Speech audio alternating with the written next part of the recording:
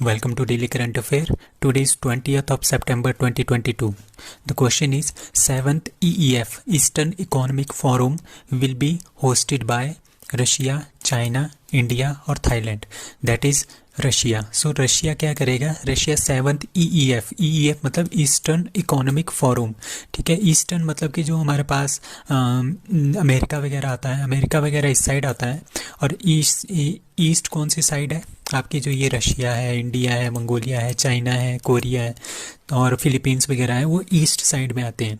ठीक है, तो ये है ईस्टर्न इकोनॉमिक फोरम. मतलब कि इनका अपना आपस में जितनी भी ये कंट्रीज़ हैं ईस्ट की कंट्रीज़, इनका आपस में इकोनॉमिक एक्टिविटीज़ किस तरह से होगी, ठीक है, वो डिसाइड करेगा ईस्टर्न इकोनॉमिक फोरम. ठीक है, तो ये कहाँ पे होगा? ये व्लादिवोस्टोक रशिया में होगा. ये 7th है. ठीक है, 2022 में कहाँ पे? Vladivostok Russia. और व्लादिवोस्टोक कहाँ पे है? ये देखो, ये यहाँ पे है. दिस इज़ व्लादिवोस्टोक चाइना के साथ. ठीक है, ये पूरा का पूरा एरिया आपका रशिया का है. ठीक है, और इसका एम क्या है? To increase the investment. जो ये आपके पास ईस्टर्न साइड है, जो ईस्ट वाली साइड है, जैसे Russia, Mongolia, China, India, Sri Lanka, Japan, जो भी ये ईस्टर्न कंट्रीज़ है, इस यहाँ पे इन्वेस्टमेंट इंक्रीज़ करनी है और इकोनॉमिक एक्टिविटीज़ को इंक्रीज़ करना है. ये इसका मेन मोटिव होता है ईस्टर्न इकोनॉमिक फोरम का. ये 2015 में स्टार्ट हुआ था. और इसमें क्या है? जो ईस्टर्न इकोनॉमिक जो फोरम है, इसमें चाइना सबसे बड़ी कंट्री है. ठीक है, तो चाइना सबसे बड़ी कंट्री है, तभी इनका इन्वेस्टमेंट भी इसमें 90% तक रहता है. अबाउट 90% तक इनका रहता है. अब हमारे पास एक जो व्लादिवोस्टोक का नाम आ गया है, तो ट्रांस साइबेरियन जो रेलवे है वो कहाँ से कहाँ तक है? मॉस्को से लेके व्लादिवोस्टोक. मतलब कि मॉस्को, कैपिटल आपकी मॉस्को यहाँ जैसे होगी. ठीक है, यहाँ से लेके आपका ये सारा का सारा रेलवे है. ये वर्ल्ड का सबसे बड़ा रेलवे जोन है. That is trans Siberian railway. और टाइगर रेंज कंट्री कौन का समिट जो होगा, जो इसकी बैठकें वगैरह होती थी, वो कहाँ पे हुई थी? इंडिया में हुई थी पिछले वाली. अब नेक्स्ट कहाँ पे है tiger range country summit? That will be in Vladivostok Russia. Now which state or UT become first India's first Swachh and Sujal Pradesh. ठीक है, स्वच्छ और सुजल प्रदेश कौन बना है? स्वच्छ मतलब कि बिल्कुल साफ़ सुथरा है, सुजल मतलब कि जहाँ पे पानी की भी पूरी की पूरी सुविधा है.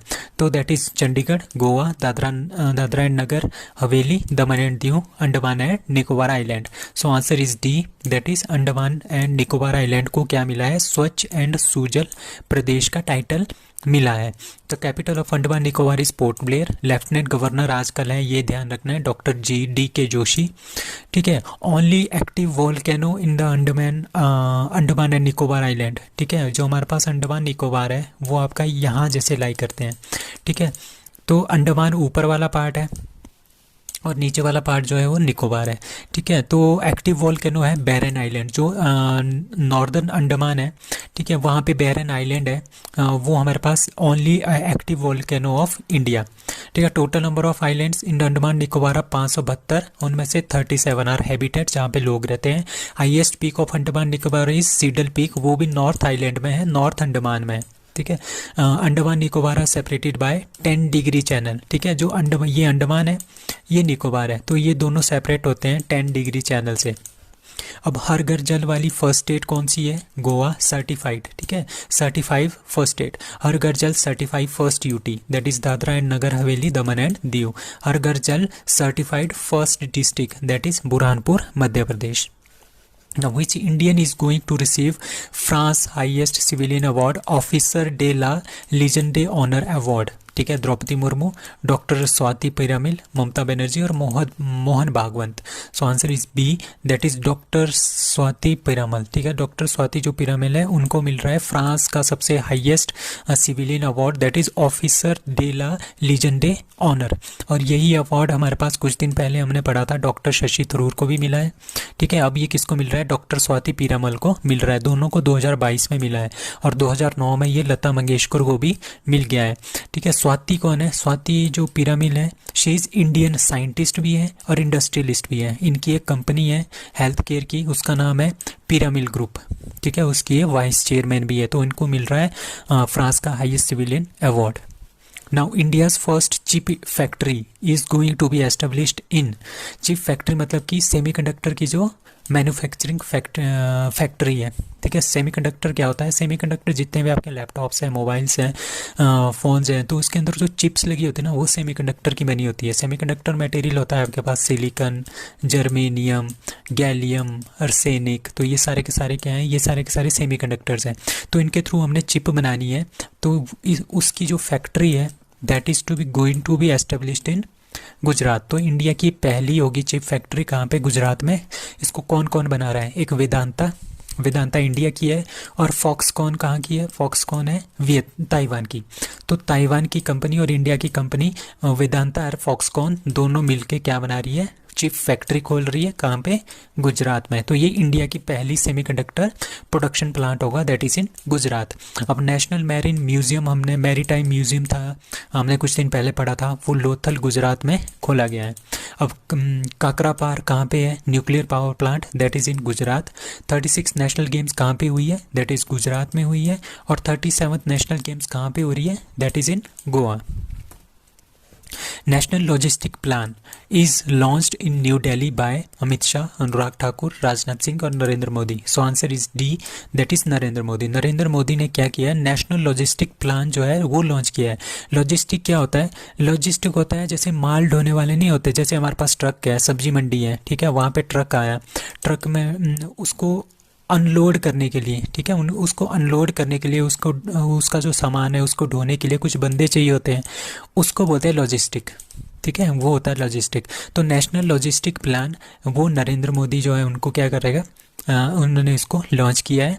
क्यों किया है? एम, इसका एम ये है कि to reduce the logistic cost by 10%। जो ये ढोने में जो खर्चा आता है ना, उसको हमने रिड्यूस करना है 10% से, ताकि मैक्सिमम प्रॉफिट हो। जितने भी और बंदे होंगे ना इसके साथ जुड़े हुए, उनको ज़्यादा से ज़्यादा इसका प्रॉफिट हो। तो by ministry of industries and commerce, ठीक है। और जो ये ट्रांसपोर्टेशन में जो खर्चा आता है, ढुलाई का जो खर्चा आता है, उसको कम करने के लिए ये करेंगे, ताकि क्या होगा? इस तरह से जो सामान मार्केट में पहुंचेगा उसकी वैल्यू भी क्या होगी? कम होगी। क्यों वैल्यू कम होगी? क्योंकि ट्रांसपोर्टेशन का खर्चा, ढुलाई का खर्चा, वो सारा का सारा वहाँ पे बच जाएगा। तो ये जो लॉजिस्टिक प्लान है ये अनाउंस किया गया था बजट 2022-23 में, फरवरी में। और India's logistic cost as proportion of GDP का प्रोपोर्शन कितना रहेगा 2022 में? दैट इज़ 13 से 14% जो हमारे पास लॉजिस्टिक का प्रोपोर्शन रहेगा। Now national conference of tourism ministers and state and UT being held in, ठीक है, national conference of tourism ministers, ठीक है, जो टूरिज्म से रिलेटेड जितने भी मिनिस्टर्स हैं, ऑल स्टेट के, ऑल यूटीज़ के, वो सारे के सारे कॉन्फ्रेंस कर रहे हैं, उनको बोलते हैं national conference of tourism ministers and states. वो कहाँ पे हो रहा है? चंडीगढ़, जयपुर राजस्थान, धर्मशाला और Kerala. So answer is C, that is Dharamshala. Himachal Pradesh में क्या हो रहा है? नेशनल कॉन्फ्रेंस ऑफ जितने भी टूरिज्म मिनिस्टर हैं स्टेट के, किसी भी यूटी के, पूरे ऑल इंडिया के, वो कहाँ पे आ रहे हैं? धर्मशाला में आ रहे हैं, वहाँ पे एक कॉन्फ्रेंस कर रहे हैं। ठीक है, तो ये क्यों कर रहे हैं? ये इसीलिए कर रहे हैं क्योंकि हमने टूरिज्म इंडस्ट्री को इंडिया में बढ़ाना है, development of tourism industry in the country. अभी हमारे पास G20 भी आ रहा है, G20 समिट भी आ रहा है, ठीक है। तो इससे रिलेटेड जो टूरिज्म के टॉपिक्स होंगे उसको भी ये वहाँ पे डिस्कस करेंगे, ठीक है। तो कौन कौन अटेंड करेगा इसको? Central minister, tourism ministers of state and UT, governors, administrative of senior officials of the central government, state government के ऑफिशियल्स होंगे। तो ये सारे के सारे धर्मशाला में आएंगे और इसके बारे में बात करेंगे कि किस तरह से हमने टूरिज्म को बढ़ाना है। तो first smoke free state of India that is Himachal Pradesh. नारी को नमन योजना कुछ दिन पहले स्टार्ट हुई थी हिमाचल प्रदेश में। हाटी समुदाय के लोगों को 3-4 दिन पहले ही एसटी का स्टेटस मिला है, वो सिरमौर हिमाचल प्रदेश से बिलोंग्स करते हैं, ठीक है। अब CM of Himachal Pradesh that is Jairam Thakur. Now what is Nanmadol? Nanmadol क्या है? Computer virus, crypto currency, typhoon और super computer. So the answer is C, that is typhoon. जो ननमाडोल है ये एक तरह का टाइफून है। कहाँ पे आया है? ये जापान में आया है, ठीक है, जापान में आने वाला ये टाइफून है। 3 लाख से हाउस होल्ड जो वहाँ पे थे साउथ वेस्ट जापान में, उनको वहाँ से हटा दिया गया है, और मतलब कुछ लोगों को हटा दिया गया है, और वहाँ पे पावर्स वगैरह भी आजकल नहीं है, ठीक है। टाइफून का नाम है ननमाडोल। तो जो वहाँ की लोकल अथॉरिटीज़ है उन्होंने एक स्पेशल वार्निंग भी जारी की है कि आप अच्छे से शेल्टर में रहना, ठीक है, क्योंकि ये पावरफुल स्टॉर्म जो है वो आ रहा है। सो नानमाडोल इस 14वां, ठीक है, जो जापान वाला एरिया है ना, सो जापान वाला जो एरिया है, ये वाला जो एरिया है जापान वाला, यहाँ पे ये 14वां 14th ऑफ टाइफून जो है 2022 में आ गया है। ये 14वां टाइफून है, ठीक है।